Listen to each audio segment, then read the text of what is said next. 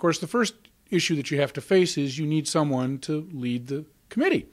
You need somebody to lead the task force. Whatever vehicle you choose to get to get this conversation going, someone has to be at least in charge. We were looking for somebody, obviously, who had stature in the community, who would be acceptable to folks on the numerous different sides of the issue and different sides of the political spectrum, and whose word as spokesperson for the commission would carry some weight.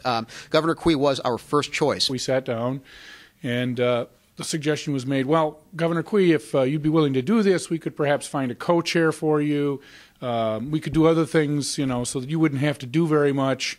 And he said, well, I don't do co-chairs. If I'm going to do this, I'm going to be the chair.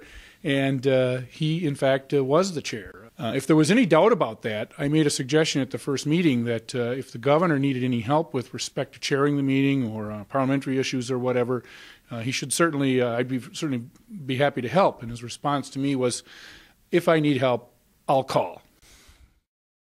When I left office, I knew that God still had some use for me.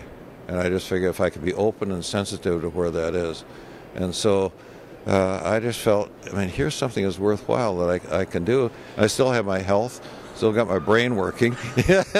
So I figured this to me is more fun than anything else. In fact, I had to work on myself to keep writing as much, because this has been so much fun for me to do. But I still ride my horse. Good exercise for me. One of the things that's interesting about Governor Quie is he doesn't necessarily go to a meeting thinking, well, everyone here needs to agree with me. He's interested in the exchange of ideas and the dialogue that occurs. And I think that intellectual curiosity is part of the reason for his vibrancy. I tell people, challenge me. If you have anything to do, challenge me right before everybody else. Don't wait and take me aside to do that. And I want all of you to be blunt and state it clearly. And so it just functions so much better that way, and that's the way I've led. He is one of the most public-spirited men that I've ever met.